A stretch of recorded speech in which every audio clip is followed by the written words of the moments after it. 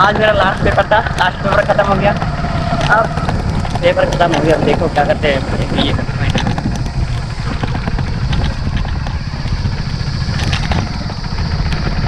अगर अब कोई और डिग्री करूँगा तो दिल से कॉलेज आना पड़ेगा।